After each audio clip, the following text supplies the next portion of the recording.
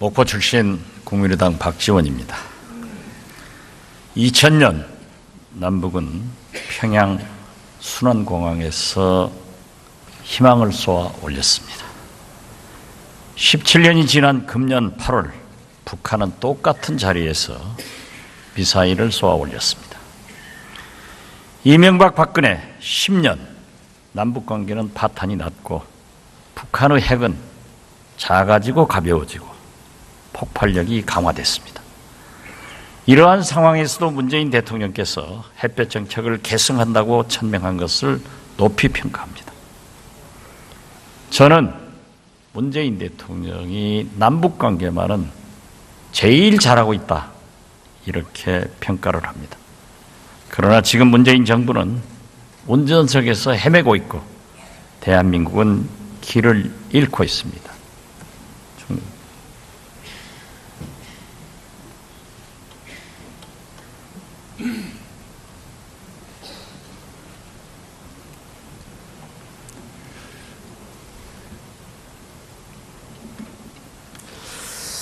총리, 네.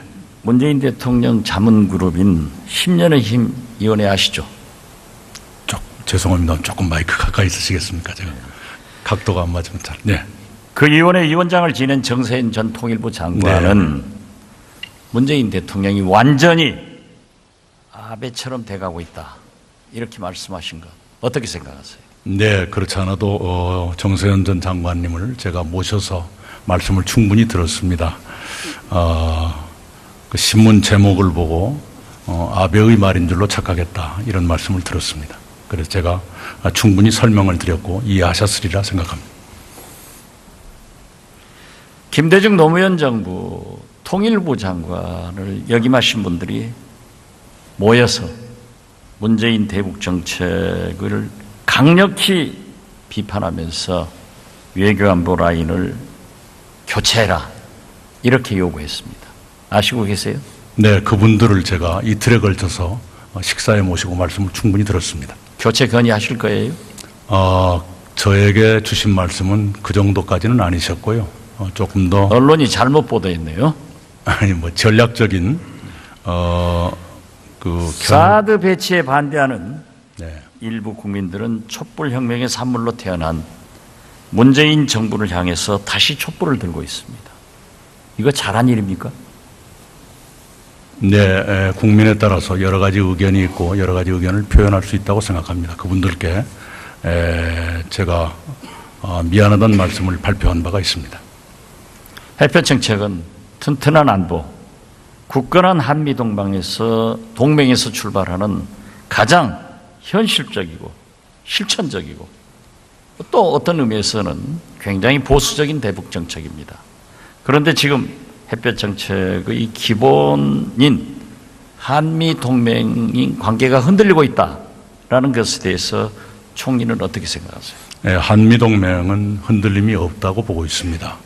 우선 안보실장과 미국의 안보보좌관, 우리의 국방장관과 미국의 국방장관, 합참의장과 합참의장, 외교장관과 국무장관 실시간으로 통화를 긴밀히 하고 있고요. 또 한미 정상 간에서도 필요한 것, 예를 들면 미사일 지침의 개정 같은 것도 아무런 제한 없이 합의되고 있는 것은 동맹의 건재함을 입증하는 것이다. 이렇게 보고 있습니다. 총리께서는 흔들리지 않고 있는 이유를 100가지, 1000가지는 말씀할 수 있을 거예요. 그러나 제가 몇 가지 사례를 한번 들어보겠습니다. 8월 26일 북한 발사체는 방사포 훈련이 아니라 미사일 도발로 판명됐습니다. 미국이 그날 오전 이미 발표한 내용을 우리 정부는 3일 동안 아니다, 방사포다 이렇게 했다가 결국 반복했습니다. 한미 공조의 대참사입니다. 왜 이런 일이 발생했고 청와대 정부는 어떠한 후속 조치를 취했는지 답변해 주십시오. 네, 우선은요, 방사포라고 단정적으로 발표한 바는 없습니다. 모든 언론에 방사포라고 했죠. 네네, 아니 그 말씀을 드리는 겁니다. 방사포에 비중을 두면서 그쪽으로 추정되지만 다른 가능성도 있어서 확인하겠다 이렇게 소통수석이 발표를 했고요. 이틀 동안 확인한 뒤에 탄도미사일이다 이렇게 수정 발표를 했습니다. 그 재원이 과거에 발사됐던 방사포하고 흡사해서 속히 국민들께 알리려는 마음이 앞선 나머지 그런 추정을 했던 것 같습니다. 지금까지 제 경험에 의거해서도 그러한 발사체가 있으면은 한미 정부가 공조해서 내용을 발표하는 겁니다. 그런데 미국은 미사일, 우리 한국 정부는 방사포 3일간 했다고 하면 한미 공조가 안 되고 있다는 사실 아니겠어요? 네, 바로 수정을 했다는 말씀을 드립니다. 이틀 뒤에 수정을 했습니다. 꼭 뭐 전화로 얘기하는 건 아니지만은 우리 대통령과 트럼프 대통령은 4번 통화를 했고 미일 정상들은 10번 통화했다고 합니다. 이것도 코리아 패싱 아닙니까? 한미 네. 공조에 이상이 없다고 설명하시겠어요? 예, 미일 정상 간에는 통화는 여러 번 했지만 합의된 것은 전부 구두상의 합의뿐이고 제재와 압박을 강화해야 한다. 그 정도 레토릭의 합의에 불과했습니다. 문재인 대통령과 트럼프 대통령은 수십 년 동안 해결하지 못한 미사일 탄두 중량 제한을 해제하기로 합의를 한 바가 있습니다. 제가 말씀드리겠습니다. 9월 4일 우리 정부는 한미 두 정상이 전화 통화해서 미사일 탄두, 방금 말씀하신 중량 해제에 합의했다고 발표했습니다. 그러나 백악관은 한국 정부가 미국산 첨단 무기를 대량 구매하는 것을 승인했다. 이렇게 발표했습니다. 우리 정부는 왜 이 사실을 숨깁니까? 모든 것을 공개하고 소통한다는 문재인 정부가 이래서 되겠습니까? 예, 그 당시에 합의된 것은요. 이게 합의 안 된 거 아니에요? 제 말씀을 드리겠습니다. 그 당시에 두 정상의 통화에서 합의된 것은 삼축 체계의 조기 구축을 포함한 국방력 강화의 필요성에 대해서 원칙적인 합의를 했습니다. 구체적인 무기 구매에 대해서는 언급이 없었습니다.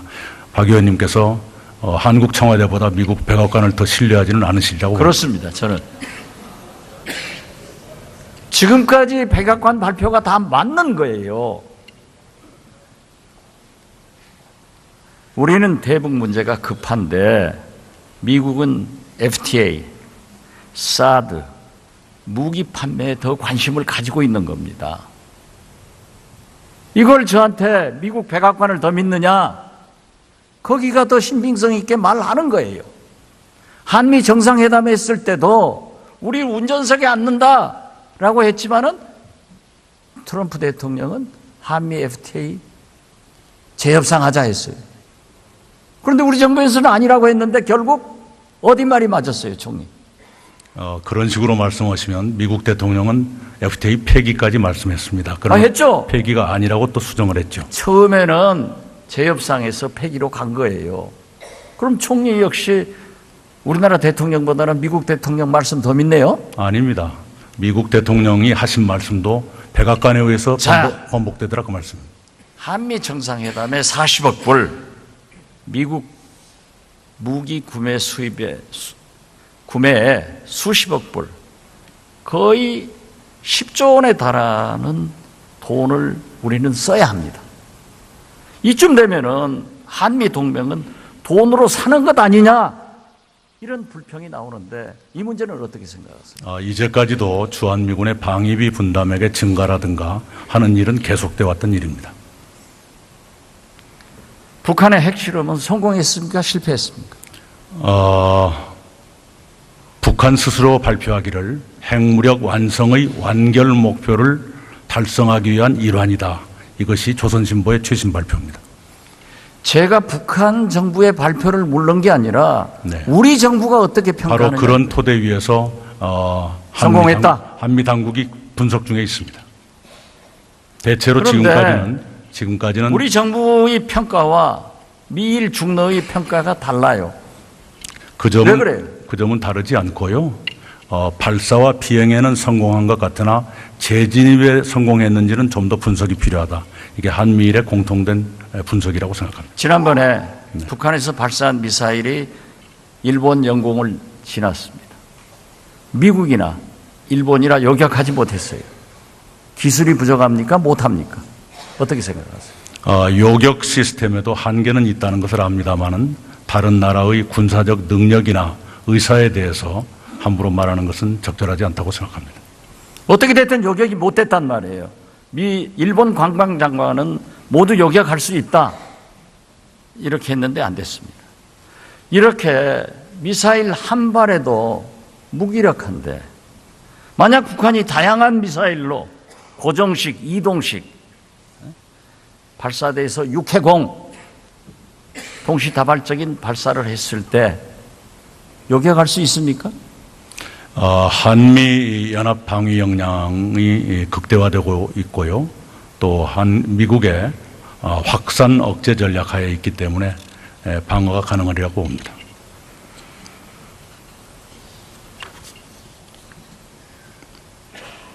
북한의 도발을 막을 수도 없고 수십조 원 들어도 멈출 수도 없습니다. 이런 상태로 계속 가는 것이 옳습니까? 무한정 끌려갈 수는 없다는 것 저도 잘 알고 있습니다. 결국 우리 주변 사강은 자기들의 국가 이익을 위해서 외교하고 있습니다. 그렇죠? 네. 우리가 한반도 운전석에 앉아 있다고 하지만 자칫 잘못하면 주변 강대국들에게 우리 운명을 넘겨주는 위험천만한 상황이 오는 거죠. 네. 그렇지 않습니까? 문재인 정부가 대북 문제를 해결하겠다고 미국의 FTA 협상, 무기 구매, 방위비 분담 인상 요구를 들어주는 것이 과연 옳은 일입니까? 일방적으로 그렇게 할 수는 없다고 생각합니다. 우리가 일본의 협조를 받겠다고 한일 과거사 문제를 덮어주는 것이 우리 정부가 할 일입니까?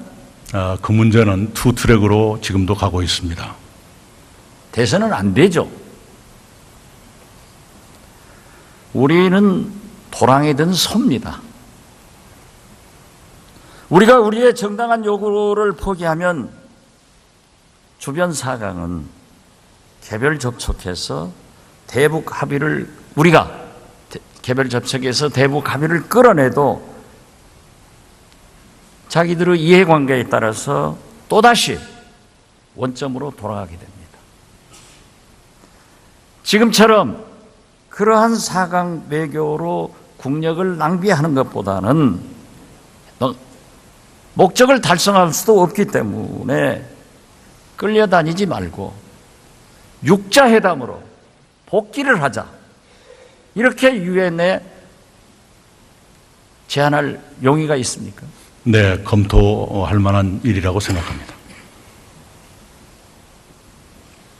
이번 안보리 제재도 결국 원안에서 후퇴됐지 않습니까?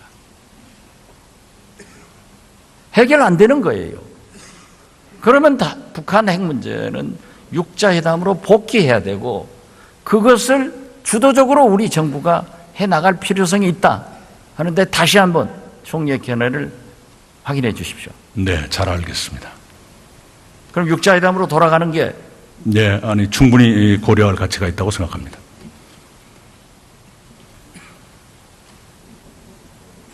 DJ 한반도 운전석과 문재인의 한반도 운전석은 차이가 어떻게 있습니까? 네, 김대중 대통령 시대 한반도 운전석은 클린턴 대통령이 직접 대통령 앞에서 그런 말씀을 하셨습니다. 이번 한반도 운전석로는 한미 정상회담 공동선언을 약간 과잉 해석한 측면이 있다고 저는 보고 있습니다. 그래서 제가 말씀드리는 거예요. DJ는 철저한 한미 동맹, 한미 신뢰에서 출발했는데 지금은 그렇지 못하지 않느냐 이걸 묻는 겁니다. 답변해 보세요. 네, 저희도 지도자 간의 신뢰가 매우 중요하다는 걸 잘 알고 있습니다. 골드만삭스는 남북이 교류협력을 통해서 단일 경제를 구축하면 우리는 2050년 세계 2위, 1위 국가는 미국 경제국가가 되고 OECD에서는 우리가 이렇게 남한만의 단독 경제로 가면은 2030년 우리 경제 성장 엔진은 제로가 된다. 하는 발표 아시죠? 네. 어떻게 생각하세요? 일리가 있는 분석이라고 생각합니다. 일리가 있는 분석이라고 네. 하면은 뭐 이익까지 정부에서 될지는- 무슨 액션을 하느냐 이걸 묻는 네네. 겁니다. 이익까지 될지는 모르겠습니다만 통일이 줄 수 있는 가치가 매우 크다는 것은 틀림없다고 생각합니다. 우리는 오직 평화와 번영을 위해서 담대한 외교, 즉 햇볕 정책만이 길입니다. 그래서 저는 남북 관계는 6.15 선언으로, 북한의 핵 문제는 9.19 합의로 돌아가야 된다라고 하는데 총리 견해는? 네, 6.15 선언이나 9.19 합의는 우리의 역사적 그리고 경험적으로 소중한 자산이라고 생각하고 언제든지 되살릴 수 있는 중요한 미천이라고 보고 있습니다. 개성공단 중단 결정에 대해서 철저한 조사와 피해 기업 보상에 대해서 조치 취하실 거죠? 네, 지금 조사도 되고 있고요.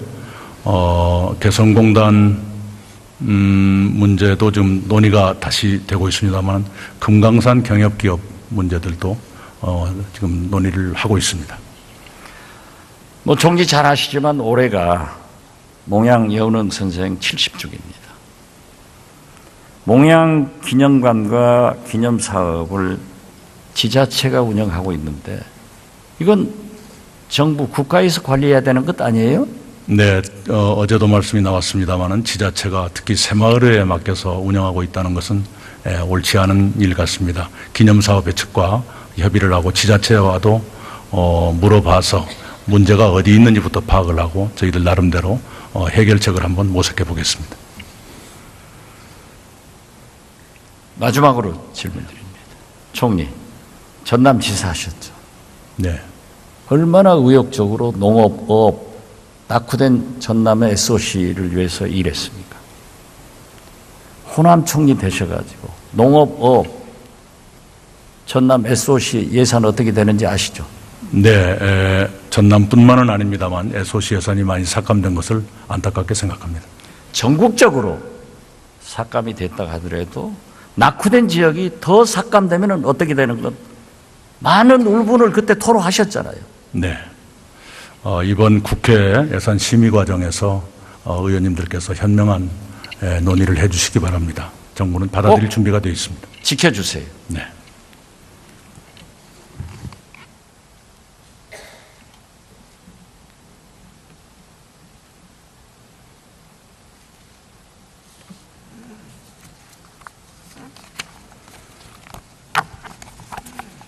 남북 문제는 6.15로, 북한 핵 문제는 9.19로 돌아가며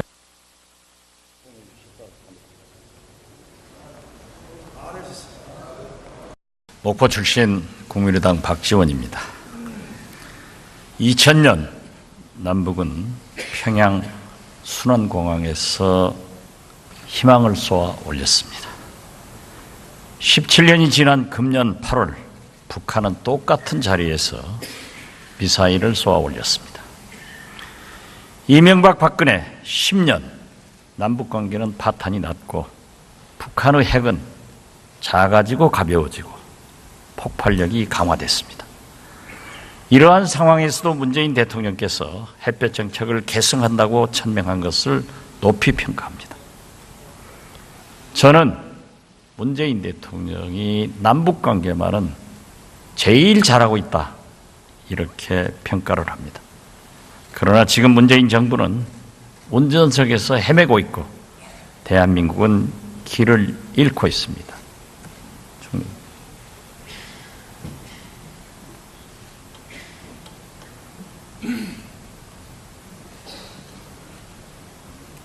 방사포라고 단정적으로 발표한 바는 없습니다.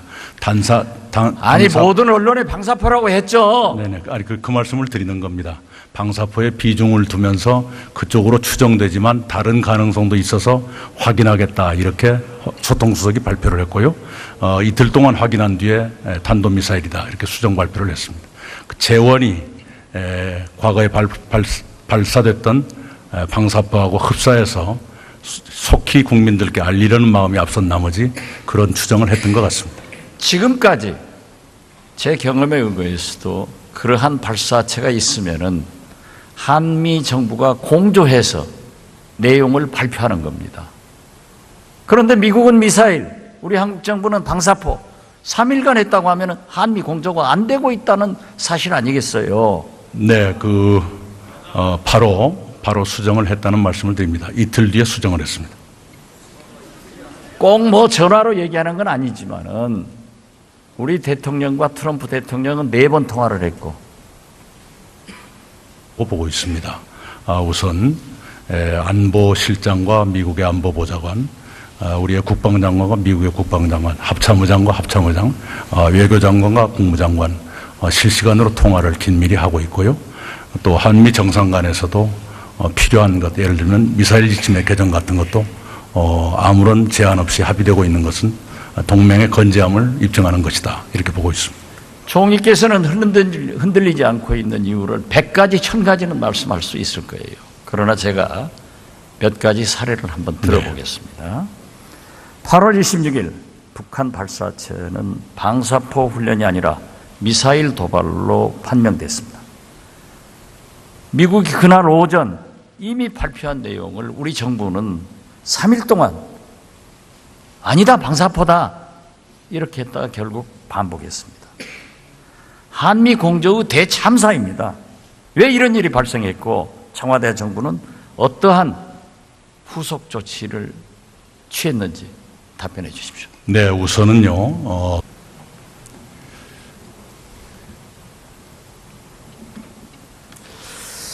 총리, 네. 문재인 대통령 자문그룹인 10년의 힘 위원회 아시죠? 죄송합니다. 조금 마이크 가까이 있으시겠습니까? 제가 각도가 안 맞으면 잘. 네.